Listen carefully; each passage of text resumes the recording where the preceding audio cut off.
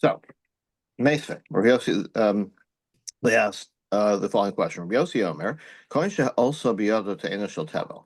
A coin picks up a fig that maser, nothing has been taken from it, truma, maser, etc. It's called tevel. Amr, and he says this is how he's going to separate or verbally designate the all the things that have to be separated from it. Tenazu trumasa ba'ukta. This vig, the truma will be in the stem. Maser rishon b'tzfana, and the maser rishon that goes to the Levi in the northern part of the fig. Maser sheni lidroma. The if it's a maser sheni year. V'hishas maser sheni v'hu b'Yerushalayim. If it's a maser sheni year, he says the maser sheni is from the southern part of it, and this Brisa notes v'hu b'Yerushalayim, and it's and he's in Yerushalayim, where you can eat Maser Sheni, right? O Maserani v'hu b'Gvulin, or if it's a Maserani year, he could be anywhere. Um, so as you know, he doesn't have to physically separate it because being a Kohen, he can eat all these things, right? So he doesn't have to physically remove these parts of the fig. He's just designating it, and then he can go eat it.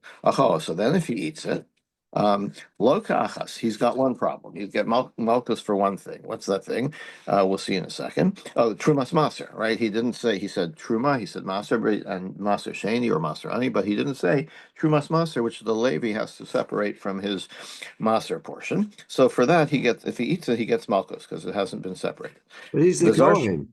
I'm sorry? He is the Kohen, right? He is the Kohen, but in order to make this not tevel, there's still a requirement to designate the truma and the maser and everything. Now, if you're permitted to eat it, then you can go ahead and eat it, but you can't eat it without having first designated all these parts that the Torah requires you to. V'zar shachala, what if he's not a Kohen? Lokash time, then he gets twice malchus, right? One for eating tevel and one for eating truma, right? He's non-Kohen, can't eat truma, so he's got two problems. A, he didn't separate everything, and B, he ate truma. She'ilu betchila achala.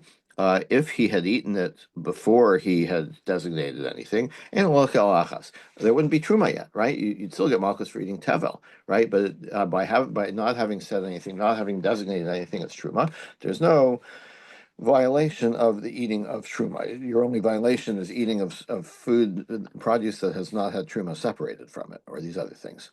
Okay, so now we're going to seize on this one phrase. Tamad the Isay Yerushalayim. The Brisa said that you eat it in Yerushalayim, right?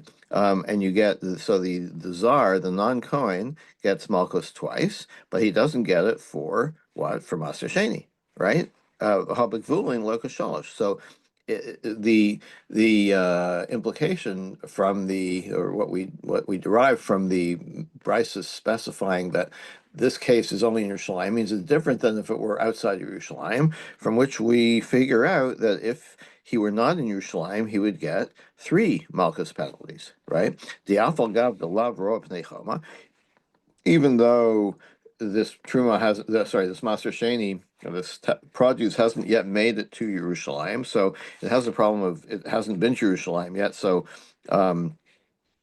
it's not so it hasn't undergone that requirement. Still, he would get malchus for the for this third problem of eating maser sheni, right? So that is opposite of what Rabbi Yochanan said, right? Rabbi Yochanan said that even if the maser sheni was never in Yerushalayim, then you don't get malchus for it.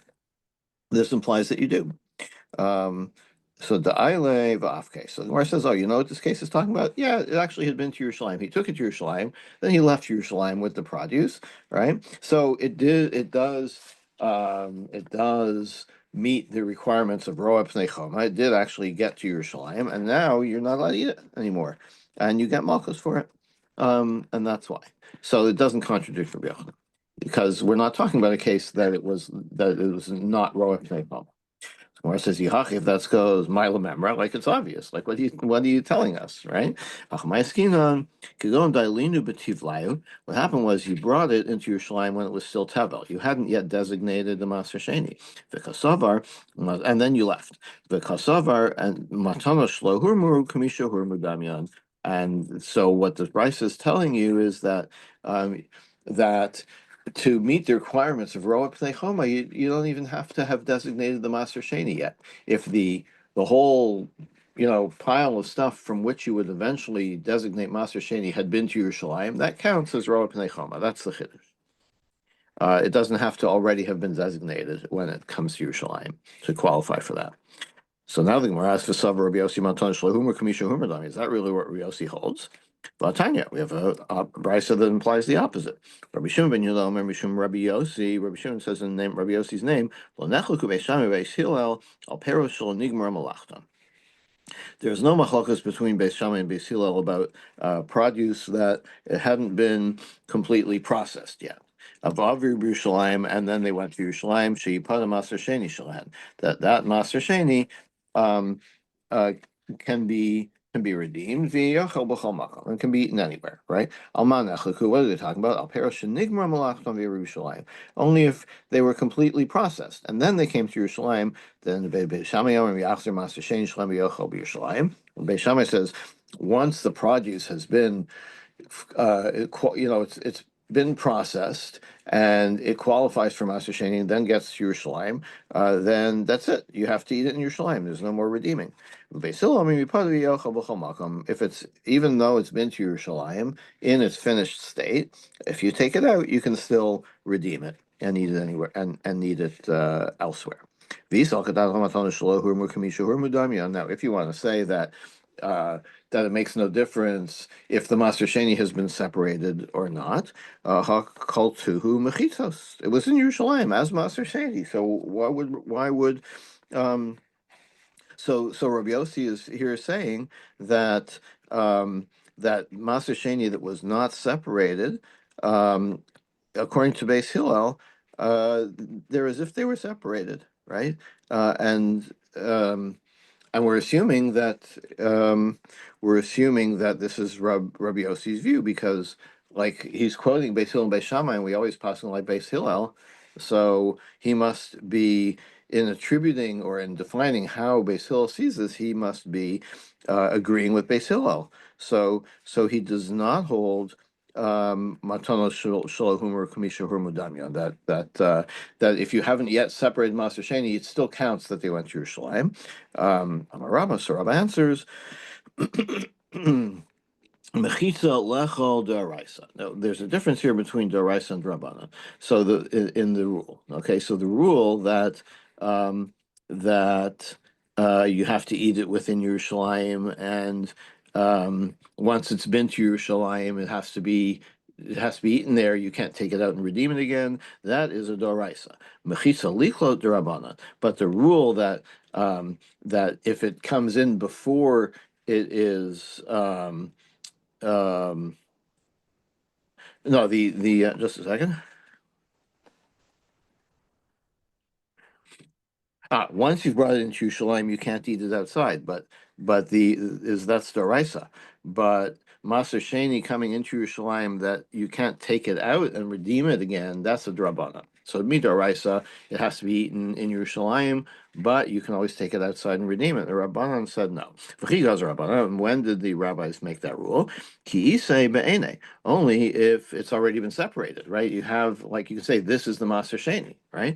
But if it's still Tavel, the Maser Sheni hasn't been separated yet, then the Rabbanan didn't add on that requirement that you can't redeem it, taking it out of the city. Ravina, yeah. Go ahead. Ravina has a different way of looking at the third Malchus that Rabbi Yossi said in the Brisa. Kigon denakit le bekanya. We're talking about you're carrying it on your back, like you've got it tied to a bundle on a stick, which you're carrying on your back, and you got into your shalaim and you're carrying it, but the Master Sheni is not actually yet lifnei min hachama, right? The okay, so it seems a little weird that just because you're in the city carrying it, but it's not in the city yet, it still could be considered um, in Yerushalayim. But that's what Rabbi Yossi is saying.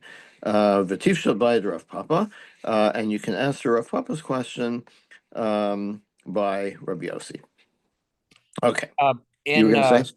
in the Yerushalmi Meister Sheni, there's a much longer sugi about this issue of Meister Sheni that's been in Jerusalem and then it's been taken out of Jerusalem. What are you supposed to do with it? What you can and cannot doing with it? Uh, okay, so Ayin Sham for more details. Yeah, it's more. It would take a while. Okay, next Mishnah. So what are we Um, saying about the Rabbanan again? They say once if it's not been redeemed, been separated, you can't take it out and eat it. if it's not been separated, right?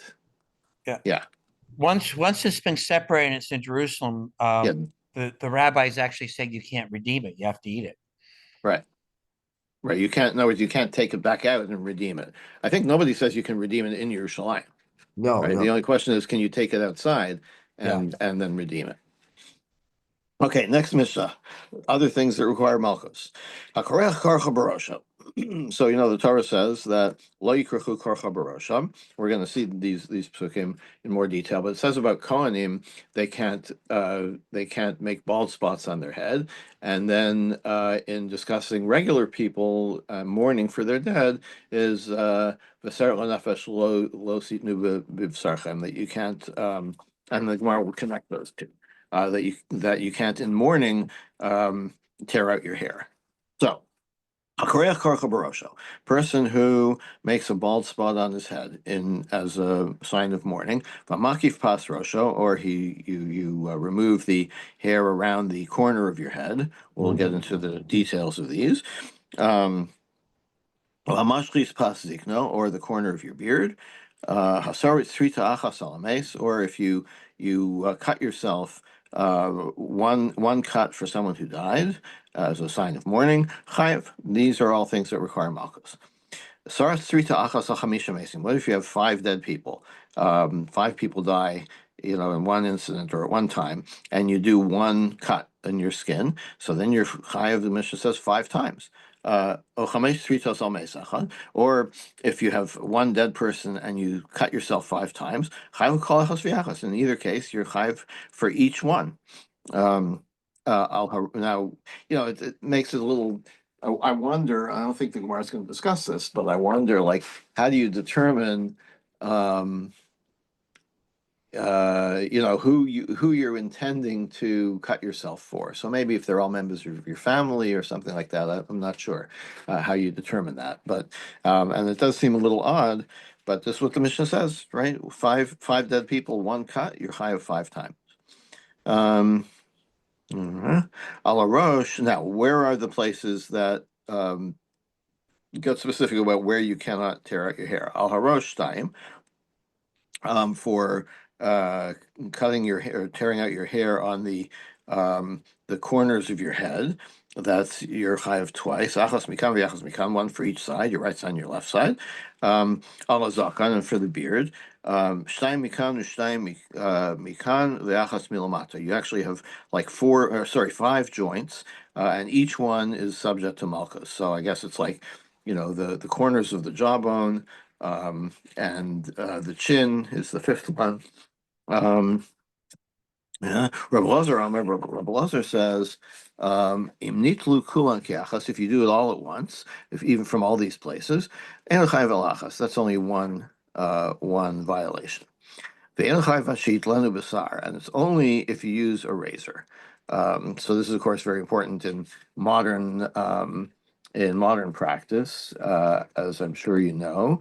There was some debate about this, but when the electric razor came along, it was determined, and it's generally considered to act more like scissors and not like a razor, not like a straight edge razor. Rabbi Lozer Omer. 1933. Thank you. With the first That was electric razor. and who were the main debaters over the issue? Oh, everybody had put Everybody weighed in. Yeah, I'm yeah. sure all the Gedolim at the time were. Yeah. Yeah. I feel There's a current debate. Rav Chaim Yachter wrote a sefer. He's the Beit Din in Elizabeth. Elizabeth. Yeah, Uh-huh. so he wrote a sefer about this a few years ago. Uh-huh. He disagrees with Rav David Feinstein. David Feinstein held certain that many of these raises are not permitted. And Chaim Yachter went to a great detail and wrote a sefer about this. So Yeah, like if they get too good, right? If they get too close, maybe it's more like a razor. So I had a conversation about this with Rabbi Gershom Yankelevitz, Zichron the Bracha. He showed pictures of himself and his fellow students in the Mir Yeshiva in Europe prior to World War II, Uh-huh. and all the yeshiva students were clean shaven, All right. except they used depilatories, Uh-huh. which seems to be an even more effective way of destroying a beard. Right. And but the Gemara will mention those. So Okay. we shall see. Rabbi Lazar Omer.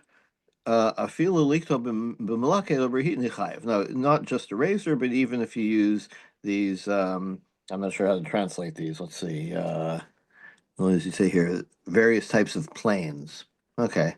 Steinsaltz calls it a tweezer Tweezers. Okay. Okay. or plane. Tanaraban, Rabbi Stein.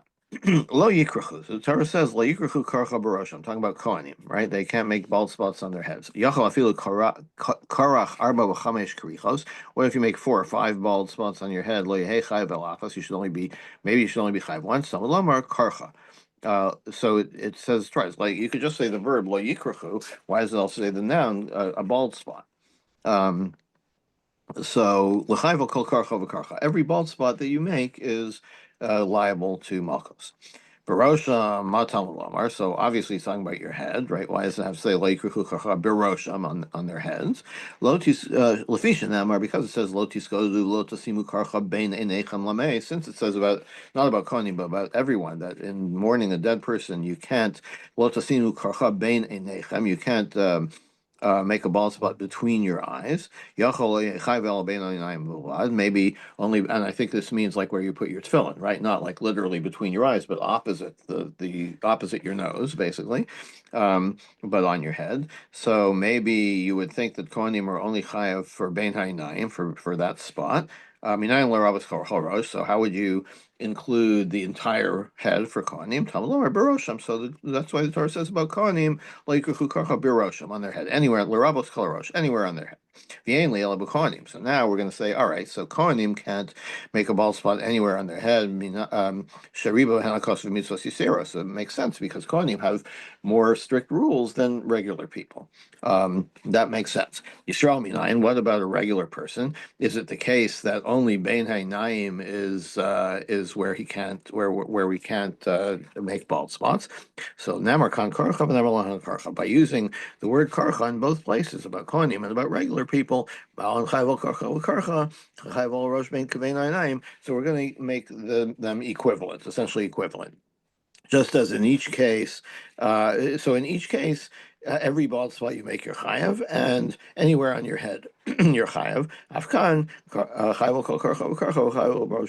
just like kohanim are enjoined from both of those, using both of those details. So too regular people. And just as when we talk about regular people, we're talking about specifically in mourning. Afkan alamei. So we're going to apply that to kohanim also. So it's not the case that kohanim are forbidden to tear out the hair anywhere on their head. Only they're only forbidden to do it for mourning, just like regular people. Okay. So basically, the kohanim are just getting an extra prohibition, is what it sounds like to me. Now, we said that if you make 4 or 5 bald spots on your head, you're chayav 4 or 5 times. How do we understand that? If we're talking about consecutively, like first one, then the next, and the next, and the next, and each time the witnesses are warning you, don't do it, you'll be chayav malchus pshita. So obviously, right? There's 5 separate actions. You're warned 5 separate times by the witnesses. So of course, why would you think otherwise? Ella, Ella b'chada hasra. So we're talking about just that the witnesses warned you one time, and then you went ahead and made five bald spots, right? Mima chayev, is that the case that you're chayev? But no, we have another Mishnah. Nazir shahaya shosa yain kol yom. A Nazir, not allowed to drink wine. He's drinking wine all day. Ela enu chayev alachas. He only chayev one time. Amr lo tishtel tishta. But if he was being told by the witnesses, don't drink that, you're a Nazir, and he drinks it, and then he picks up the cup again, and they say, don't drink it, you're a Nazir, right? So in that case, V'hushos, and he drinks anyway. Chayv kolachos v'yachos. In that case, he's chayav for each one. So wouldn't the same thing be true for the haircut, right? If they're telling you each time, don't make a bald spot, don't make a bald spot, that's when you're chayav more than once. But if they tell you in the morning, don't make bald spots, and then you go ahead and do it five times, maybe you should only be chayav once, just like the nazir and wine. Or it says lo tzricha desach chamesh etzba'osav nafsha. Um, what we're talking about is, and this is what you mentioned before, you use a depilatory. Um, you've got five fingers, right? You put depilatory on each one, and you put it on your head simultaneously, right? So we're not talking about consecutive acts. We're talking about a single act that makes five bald spots. The Haviole Hasrod l'chol chada. So in that case, if they gave you a warning beforehand, right, and then you did the simultaneous five finger bald spot making, then you have hasra on each one of those things. So it's different than the Nazir, who can obviously only drink consecutively if you're saying he drank five times. Okay, the kamashir karcha. What is the minimum for how much of a bald So spot you you have to also make? said that if you're Nazir, if you tell him do not drink, you tell him five separate times, he does get five. Right. That's And similarly, yeah, and so we would say the same thing. If that's how you made bald spots five consecutive times, and each time you were warned, you would be five times. But also something that can't that doesn't have a corresponding possibility with a Nazir is you can make five bald spots at once using your five fingers. You can't, there's no corresponding case with a Nazir, right? Like you only have one mouth to drink with. Okay. For kamashir karcha, what's the minimum size of a karcha, of a bald spot? Rafuna omer kadesh sheyera merosho. That you can see the person's skull or his skin beneath the hair. Rabbi Yochanan Omer, Mishum Rabbi Elazar Rabbi Shimon, Ki grease. No, the minimum size is a grease, so the size of a bean, and it's a kitanai, and it's a machlokas tanaim, kamashir karcha ki grease. Acherim omrim kadei she'er merosha. There's a machlokas tanaim in the brisa that the same thing, right? Whether it's a grease, the size of a bean, or the size that you can see the head underneath. Amar Vidam Bar Chaviva.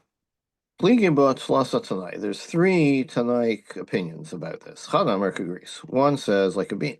Chadamar Kadeshera Merosha, that you can see the head. And what's the third one? Chadamar Kishtei Saros. Two hairs. Two hairs is enough to make you chayiv. Vika the Mapik Shtei Saros some Ayel B'chadasha. And when we get to the Machokas Amoraim, the like nobody took the view of two hairs that's kind of rolled into the size of a bean, or kadasha, right? That they replaced that with, instead of saying two hairs, it's the same thing as saying like a lentil. Okay, so there's three views. V'simanach, and how do you remember this? Beheres kigris u'michach b'chadasha. Taken from the parsha of Nagaim, Baheres is the size of a bean, and Michya, when the skin becomes healthy, is the size of a lentil. So just like we have these two separate measures in Mitzora, in Tzara, so same thing here. We have a view that the minimum is a lentil, and the view that the minimum is a bean. Okay, Tana. We have the Mishnah or Brisa. Hanotel malo pi hazug b'Shabbos. A person takes a scissors full. A zug is scissors. So like the malo pi hazug means a scissors full. What does that mean exactly? It's like, I don't know, enough to cover the the points of the scissors or something like that. So you cut that much hair on Shabbos chayiv. That's your chayiv for chilul Shabbos. How much is that? Omer Yehuda, shtayim, 2 hairs. Vatanya lekarcha shtayim. Um, um, so like by in our sugya we say what do you call 2 hairs? What do you call that minimum? You call it 2 hairs, right? So if we're not calling that malo piazu, the scissors full, it sounds like the scissors full is a different measure than 2 hairs. Or it says ema v'chein So l'karcha shtayim. Sorry. so when I say the measure chudan shel misparayim, that refers to a full scissor. Is that Um, Rashi says chudan shel misparayim. that means I think it means the sharp part of the scissors, like the point of the scissors. Uh-huh. Um, so Gemara says, Ema, no, the way you have to read it is V'chein l'karcha shtayim. When that Mishnah about Shabbos says, and karcha is 2 hairs, it means and also karcha is 2 hairs, just like chilul Shabbos. So in other words, equating 2 hairs and malo piazuk. We have a corresponding brisa. Hanotam lo piazuk b'Shabbos. If you cut a scissors full of hair on Shabbos, chayav, you're liable. V'chamam lo piazuk. How much is that? Shtayim, 2 hairs. So that indicates that those are the same measure, right? That what is a scissors full? 2 hairs. It's the same thing. And Rabbi Elazar Amar Achas. Rabbi Elazar says no, it's 1 hair is enough, even less than the scissors full. Umadim Chachamim Rabbi Elazar, but the rabbis agree with Rabbi Elazar. B'malaket levanos mitoch shecharos afilu achas. That if you're plucking out your white hairs, okay, because you're starting to go gray and you don't like it, so you pluck out the white hairs, then you have a problem with. Then the 1 hair becomes more significant for Shabbos purposes.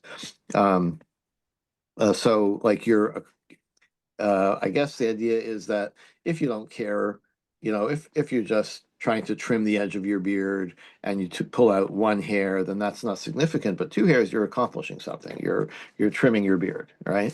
But if it's picking out the white from the black, then you're accomplishing something even by plucking out that 1 white hair.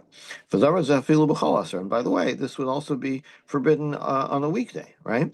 Why? Lo yulbash gever simlas isha, because you're being vain, right? It's like you're plucking your hair to look younger. That's a woman's thing. Okay. Fine. No, that seems a little odd. I mean, like, really, men aren't vain about their appearance? I mean, maybe not everybody is, but I think you could say, I mean, every time I go to the barber now, I'm like, where did all that white hair come from? Like, what have you done to me? I'm shocked. I'm still shocked every time. I don't think this would not apply to removing an ingrown hair if the hair is right. Oh, like if it's painful or something? Right. Um, yeah, I would think so. That's right. I Some of mean, us don't have a lot of hair to be worried about anymore. well, your beard is still pretty thick. Okay, next up, Hamakif Pas Rosho, cutting so yes, until now we've actually been talking about the head, now the corners of the head. Rabbanan, Pas Rosho, Sof Rosho. What does that mean, the corner of your head? It means the end of your head. What does that mean? Like the I don't know, the head, V'ezu Sof Rosho, what does that mean? Zeh hamashve sedav la'acharei ozno ulepadachto. That's you're evening out your temples with the hairline behind your ear. Okay, so and the hairline of your forehead. So basically, I know it's not a mohawk exactly, but if you remove the hair below your hairline of your forehead and Ears. and your ears, yeah. Okay, Tani Tana They have Kame. Rashi says achrei no ein seyar klum. So supposedly, right, that behind the ears there is no hair. And they didn't have forehead neither. Yeah, so in other words, like you don't have any hair below Yeah. your hairline, right? On your forehead, right? But if you remove the hair towards the side, opposite that, that's what we're talking about, where you can't cut your hair. מצד, Or באמצע, יש שיער. 1 second. אבל בצד האב שבאמצע Tzadav יש shebamsa שיער. yesh ser. V'imu mashva nodal kol ser shebetzadav. And if you remove the hair that where you do have hair opposite your forehead, that's what it's talking about, the end of your head, the extremity of your head.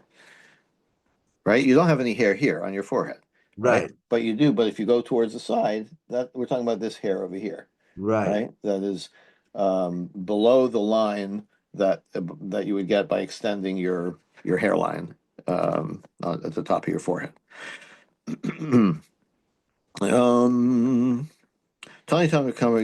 Tana Kamed Rav Chisda taught before Rav Chisda. Echad Amakik v'Echad Nikaf Loka. Both the barber and the guy who's getting the haircut, they both violate the rule. They both get malchus. Amarle, so Rav Chisda asked him, Manda Achil Tamre Bar Bila Lake. What, like, this was like he's trying to trivialize somebody who's just sitting there and getting his hair cut, like he did no action, right? So I'm not sure what the analogy is. A person who eats dates out of a sieve.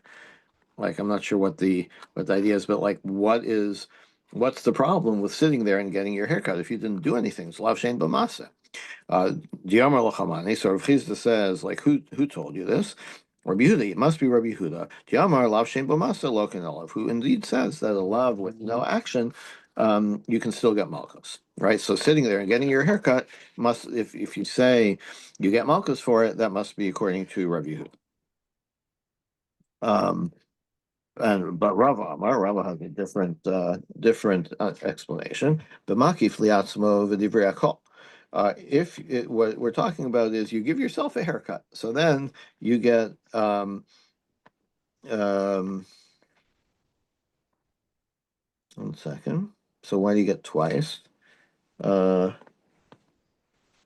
yeah. So the person who cuts his own hair, or who roots out his own hair, he's chayav twice as the remover and the removee.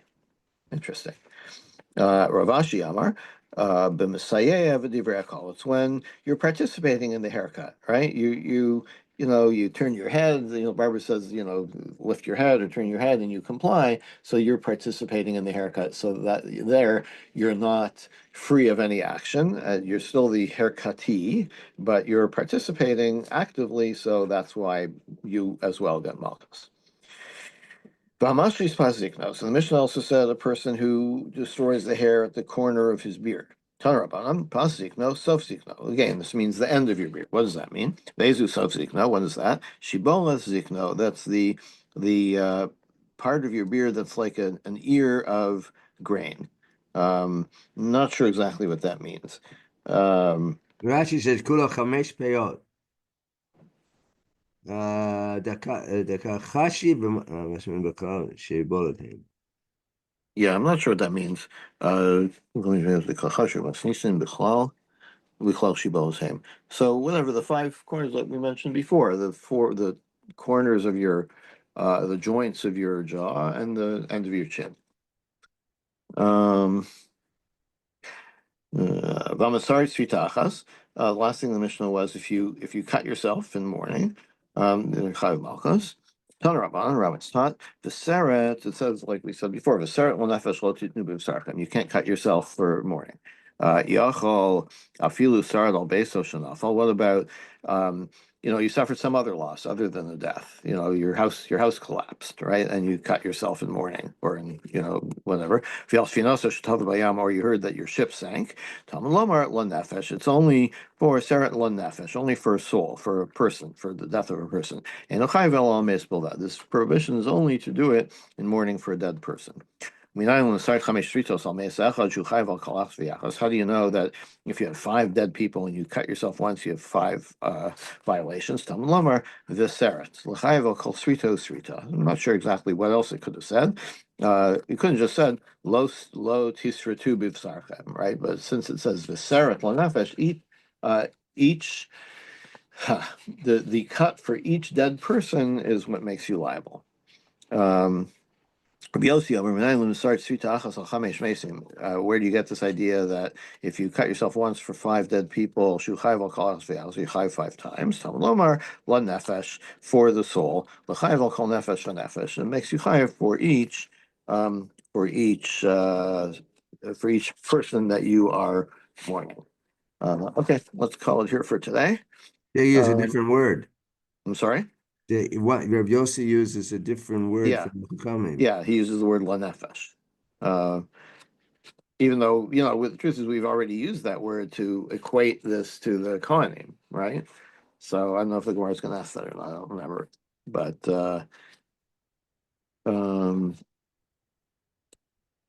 we already, yeah, it's true. The Gemara is going to ask that. So we'll get to that tomorrow. First thing.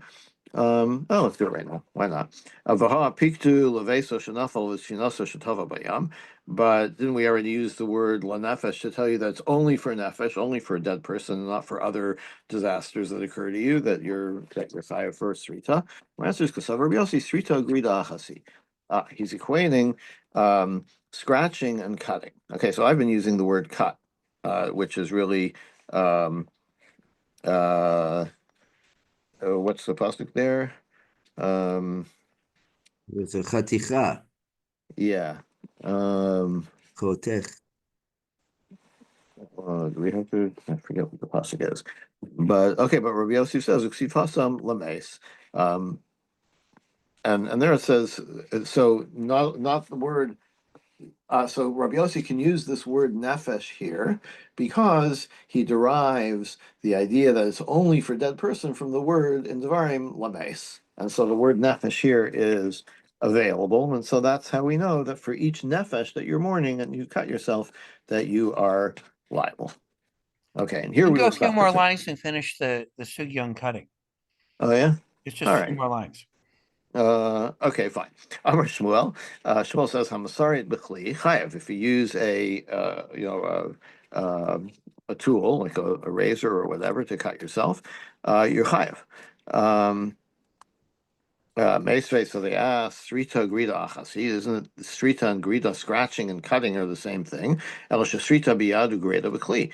That Srita means with your hand. Without a tool, Grida B'Kli, and the Gedida, sorry, I'm saying Grida. Gedida with a knife or a razor. So our answer is Hudi Amar Rabbi Yossi. Rabbi Shmuel was talking about, according to the view of Rabbi Yossi, that they're identical, but he himself might hold that they are separate. Okay. Now we will stop for the day. I'll see you again tomorrow. Thank But you, that's everybody. that last few words also deal with cutting until you get to chayav al rosh. Oh, fine. Whatever. Okay. We'll pick it up here tomorrow. All right. Okay. Thank you, everybody.